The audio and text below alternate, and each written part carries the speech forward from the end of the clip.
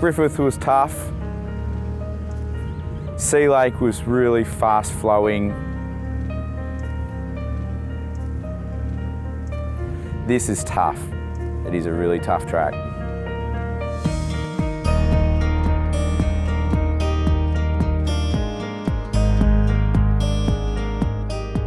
We're 4 hours west of Brisbane. Goondiwindi's, regarded as one of the best tracks in the country. We get a lot of hot contenders and people always love to come here.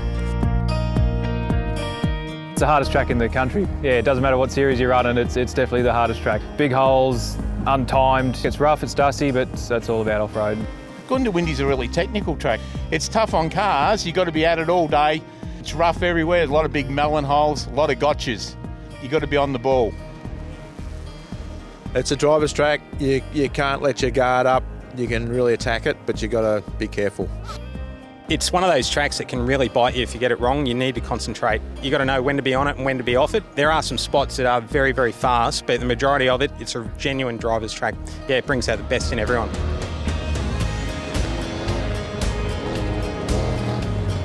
It's got everything. It's got mud, it's got dirt, it's got big holes, and got plenty of trees, which I love. Goondi's rough at the start of the day, but the track doesn't cut up. It doesn't have the harshness of like corrugations. It's just big flowing stuff, and it's a real driver's track, Goondi. So whoever's on the top at the end of this weekend, it's credit to them because it's tough to do.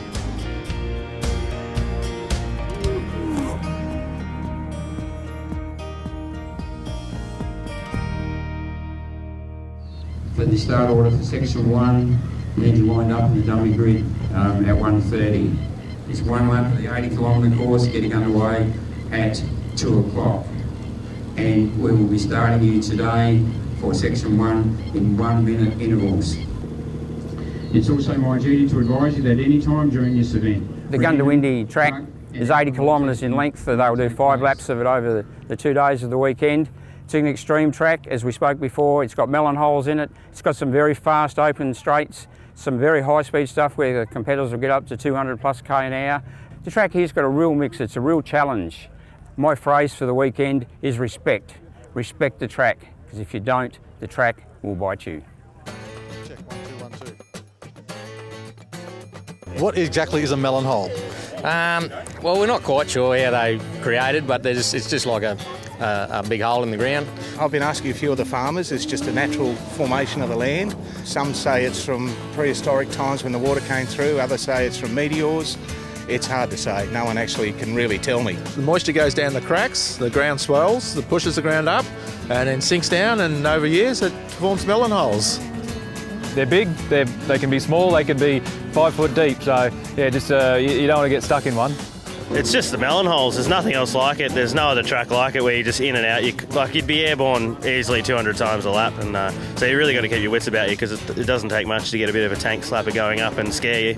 If you go in them full bore, you will stay there. If you want to roll them, you'll keep going, I guess. It's very rough on you and the car. Yeah, Josh, an exciting field here, and I tell you what, some battles up and down the classes here. It's very This weekend, the Albins ARB Goondiwindi 400 has attracted 63 entries. Competitors here are divided up into classes based around vehicles and engine configurations. We have the Pro Buggy class is made up of buggies with immense amount of suspension travel and engines up to 6,000 cc's. The next class that we have is the Prologue class. It's another buggy class with engines up to 3.5 litres, and the engines have to be naturally aspirated. The Super 1650 buggy class with engines up to 1,650 cc's. Then we have the Performance 2-wheel drive class, production-based 2-wheel drives. We have Extreme 2-wheel drive class. They have engines up to 6,000 cc's. They are the extreme trucks. They're large, they're fast, they bounce all over the place, they fly high, and have got great suspension and potentially can win this event outright. Production 4-wheel drive class, basically nearly a standard 4-wheel drive vehicle with the addition of an additional shock absorber and all the safety features. And we have the Extreme 4-wheel drive class. They're a 4-wheel drive, can be highly modified, can have a massive engine in up to 6,000 cc's, V8s. Some people run Nissan Patrols, others have custom built 4-wheel drive vehicles. We also have a new class in the last couple of years. We call it the Super Light class, which are for production-based Polaris and Can-Am vehicles. Farmers use them around their property, but you can put a roll cage in them and some safety equipment and come out here and race them in off-road racing. This is a Super 1650 car, runs a 5-speed sequential gearbox. It's a Bundesen car from America. Fortunately enough, it's leading the series at the moment, so we're pretty stoked actually. I race Super 1650. This is my 88 Trekker with a Toyota 1600 in it. This is an 88 model car with just a 4-speed gearbox. It has got a late model motor in it, so it does go quite good for what it is. Probably one of the reasons we've got so many Super 1650s here. It's a good field. It's a bit tight at the top. I'm half a point there behind third in fourth position, so I'm hoping to knock Carl off his little perch. Probably a bit of a leveler playing field. Like, you know, there's sort of not too many options of engines left anymore. Most of them are running the same sort of thing, and they're going to be good to watch because it's just such a nice even class. They're all running about the same horsepower, so yeah, the racing amongst that class is going to be awesome.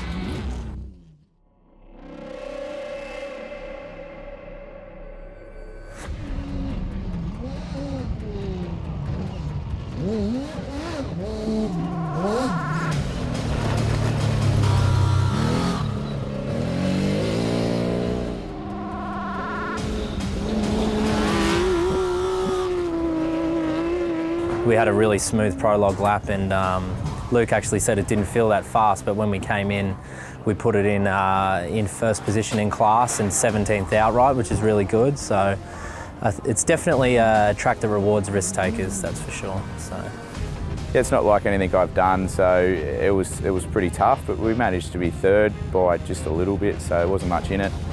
We only just got the shocks on the car, so just sort of trying to feel it out and see how it was going to run.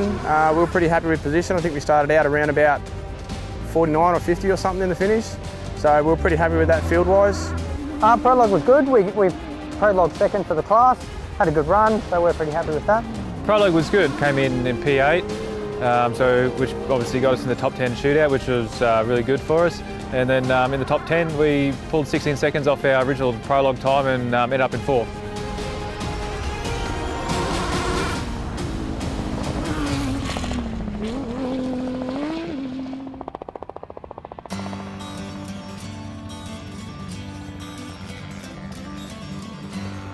The team name is the RSL Ramus Rover Team, and basically the idea is that we take on ex and injured and ill defence veterans and give them something different to do in a different program and have a bit of fun with racing.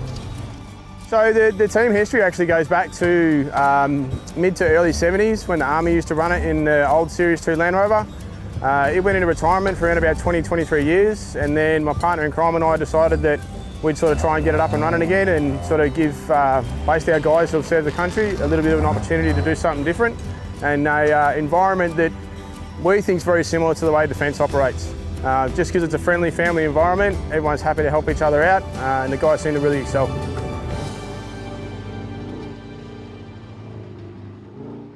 Off-road racing is a big community. How do you balance the friendship with the competitiveness? I think most of the guys are, most of the teams are so helpful and so willing to do whatever's going. I think everyone sort of forgets the race when it's in the pits before and after. So much so, people will lend you cars. We rocked up today and we said, oh, we need a recce car. I was like, yeah, here, take this. You know what I mean? It is really good. The camaraderie is awesome.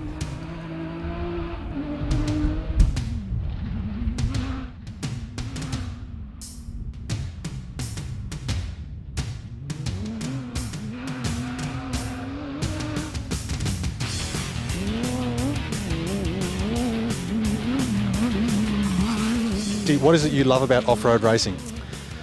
Simon, what a hell of a question. It's got to be the adrenaline rush. It's got to be the time away from work. What is it that you love about off-road racing? The people. Good friends. Yeah, everybody. Everyone helps each other out in the pits. So if you break something, you just ask somebody, someone will help you out. The bang for your buck, we get to spend 4 hours in the car, maybe sometimes more. You don't get that in too many other sports for the amount of money that it costs to get into it. So yeah, we love getting out in the dust and yeah, love the speed. the friendships that come out of it, the camaraderie, and just the thrill of it. 180 k's an hour sideways on dirt, it's great.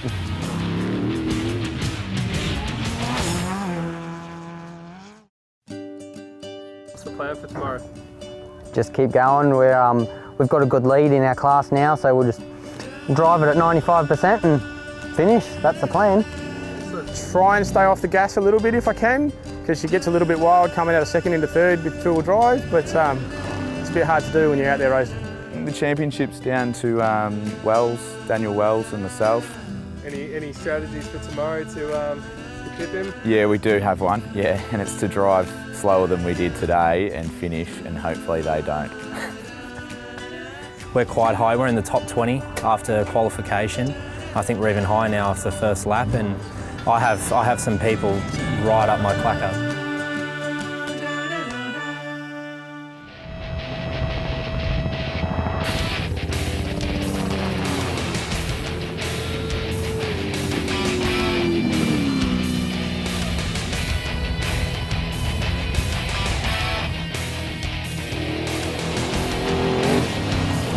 Andrew, give us some updates on today's racing, please. Well, as the racing itself overall, I think is going very well. I think we've had a bit of attrition in breakdowns, but I think as far overall, it's been a very good morning in this first heat this morning.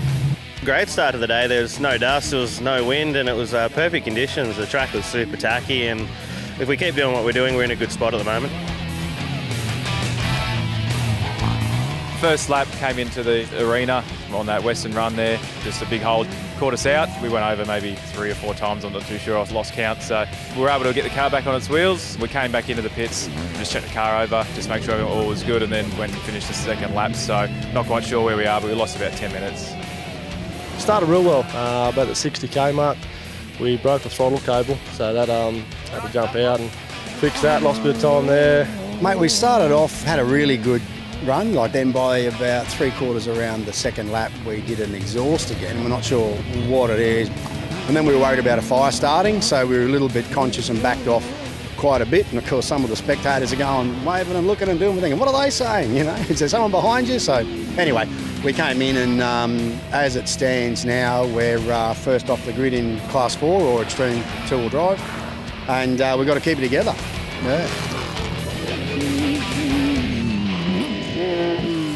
The sport of off-road racing has changed a lot over the past 5 to 10 years, especially in the vehicles. The vehicles have got bigger, they've got stronger, the engines have got more horsepower, the gearboxes and drive shafts and drivetrain of the vehicles are a lot more robust than they used to be. The vehicles today are able to get around the course a lot faster than they used to be 10 years ago or even further ago.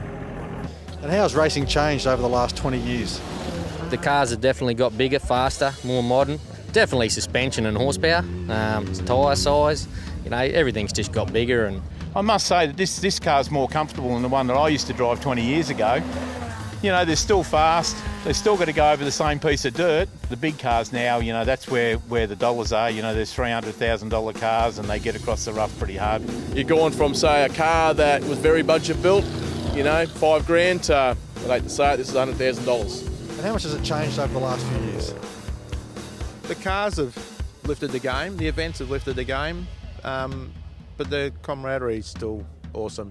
You know, the people just look after each other, and if you need something, you go and ask around, you'll find it.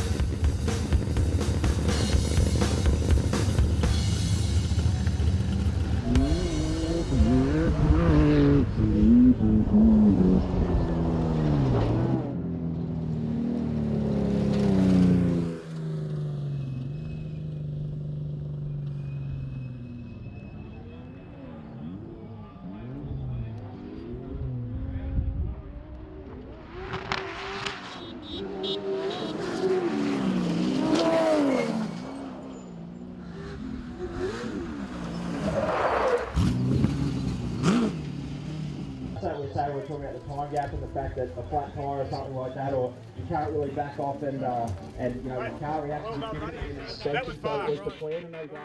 We wanted to keep our pace and not drop off too much and make any mistakes, and that we were doing that. And then that last about 30k, we had a weird knock in the brakes, and I think it was the CV starting to go, and when you're that close to the finish and you're out your front, you start to hear every little knock and bump and whine. So we just wanted to nurse it home and get it here, and that's what we did. Oh, mate, that last lap, it just sucked. You hear every little thing, and they're nothing. But yeah, we did the last half a lap. Our alternator wasn't charging, so we had to turn fans and everything off. So we did batten right off on the last half of the last lap just to get it home. I knew I couldn't catch Denny. He was on fire this weekend, so massive congratulations to Denny Brown. It was hectic. I knew there was guys coming from behind, and I wanted to make time on these guys in front. And we were pushing it to the limits, as everyone probably seen coming through here. We were on the front end a few times, but we held it together. Yeah, third time we've been up here. We've had no good results in the past, and yeah, good to finish and end up on the podium. We're having a great time. We love coming along to these events and love the atmosphere and camaraderie. It's really good.